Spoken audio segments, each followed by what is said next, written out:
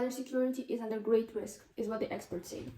The construction of the Grand Ethiopian Renaissance Dam, an opportunity or a threat? Ladies and gentlemen, welcome to tonight's broadcast. I'm honored to be your host as we delve into the most pressing and complex issues gripping the African continent, the Grand Ethiopian Renaissance Dam. This colossal project has captured global attention, stirring debate and sparking discussions on its far-reaching implications.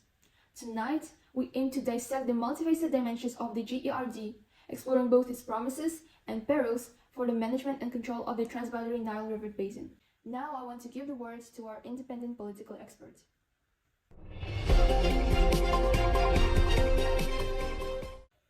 Hello, my name is Julia Roberts and I'm the independent political expert. So, back on the issue.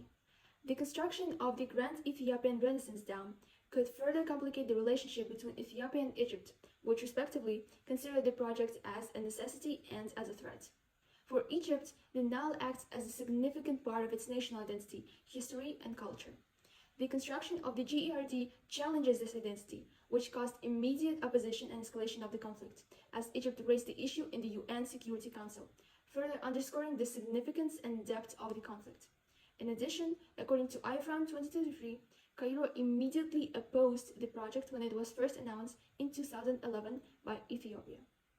Furthermore, the dispute extends beyond Ethiopia and Egypt, involving other 11 Nile basin countries, some of which consider the GERD as an important step for African green transition. On the other hand, Egypt portrays this project as a threat to water security of the Arab countries, according to IFRAM 2023. Thus, the dispute may further involve not only Ethiopia and Egypt, but also the African and Arab worlds, if it progresses. In order to solve this conflict and prevent it from escalating, a diplomatic approach is important. International mediation by impartial organizations such as United Nations or African Union might be successful in helping both sides find common ground. Thank you, Julia. But what if we look at this issue from the economic point of view? I would like to pass the microphone to our independent economic expert. Hello, my name is Maria Phillips and I am the independent economic expert. So, from the economical point of view, the construction of the Grand Ethiopian Renaissance Dam, or GERD, presents a complex set of challenges and opportunities for the countries involved, particularly Egypt, Ethiopia, and Sudan. For Egypt, the construction of the dam will negatively affect the economic growth and development, since the GERD could decrease their availability of the water from the Blue Nile, which traverses through Egypt, and it may lead to economic hardships through decreased agricultural production as well as reduced farmers' incomes. For instance, according to Kamara, Ahmed, and Benavides 2022, in a 3-year span, it would cause a decrease in GDP per capita for about 8% and increase in unemployment for about 11%, which indicates that the average income of citizens in Egypt will decrease and many would lose their jobs due to the struggle in the agricultural sector.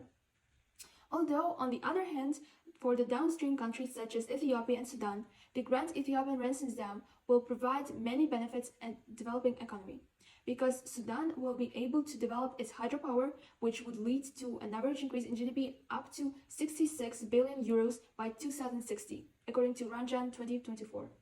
Although it may cause challenges for the country during the construction of the dam, such as reduced hydropower generation and irrigation productivity.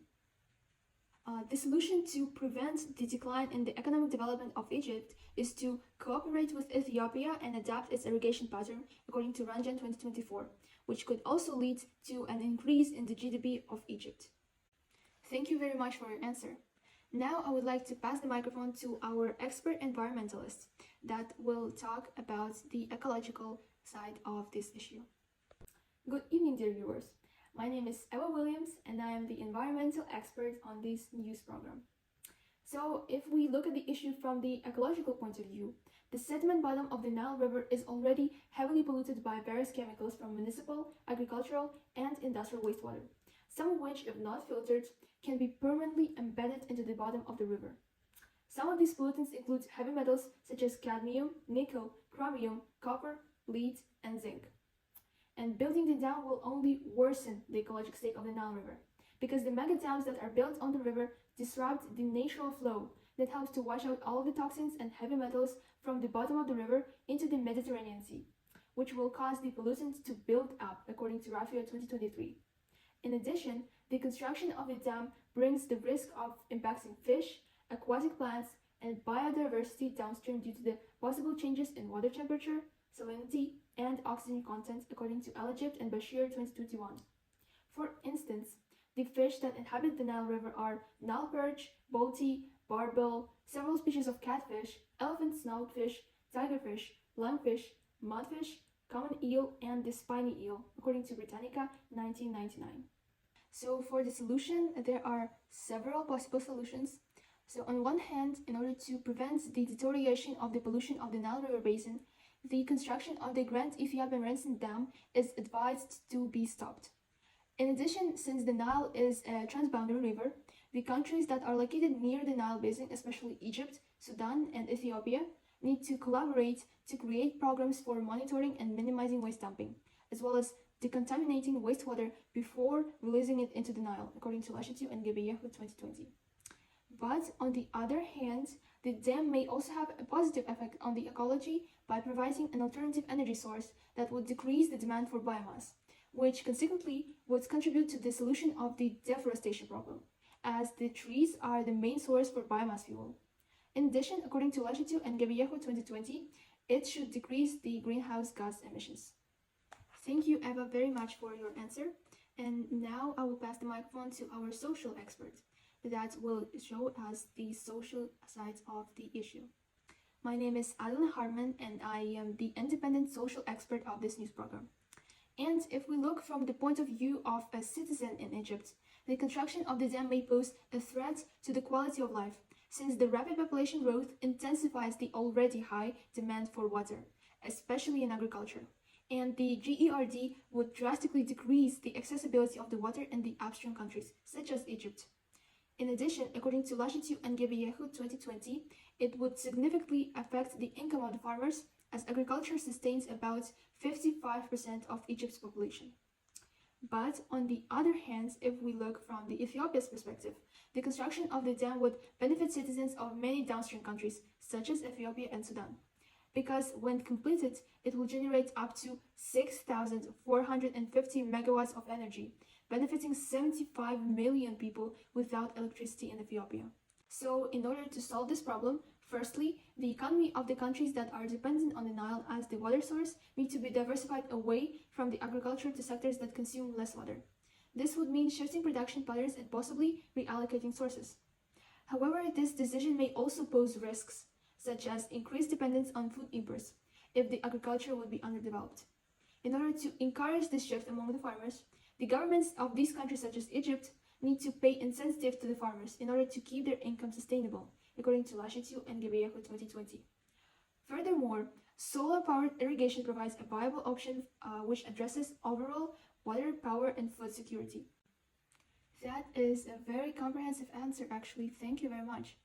And lastly, we would like to hear the word of our expert in technologies. Hello, my name is Emily Mitchell, and I am the expert in technologies. So, if we look from the technological perspective, Egypt needs advancements in water management methods and technologies, because currently, according to Lashitu and Gebeyehu, production of 1 kilogram of maize consumes about 1.12 cubic meters of water per kilogram in Egypt. Thus, the lack of technological advances increases the water consumption and negatively affects the water security. In order to solve this problem, it may require technology transfer from more water-efficient regions such as France or even Ethiopia. This could involve knowledge sharing, investment in infrastructure, adoption of practices in agricultural water management. So, in conclusion, the construction of the Grand Ethiopian Renaissance Dam brings both advantages and disadvantages to the management of the transboundary Nile River basin. Technologically, it offers renewable energy benefits but highlights the need for improved water management methods. Socioeconomically, it boosts development in Ethiopia and Sudan, but poses challenges to downstream countries like Egypt, requiring economic diversification. Environmental concerns include potential disruptions to the river's ecosystem, yet the dam would reduce reliance of the biomass fuel, aiding in sustainability efforts. Politically, tensions arise between Ethiopia and downstream nations, necessitating diplomatic solutions and collaborative pollution monitoring. Overall, the GERD presents a complex scenario requiring careful management to balance benefits and challenges across technological, socioeconomic, environmental, and political dimensions in the Nile River Basin. Thank you for being with us. I hope you enjoyed this news broadcast.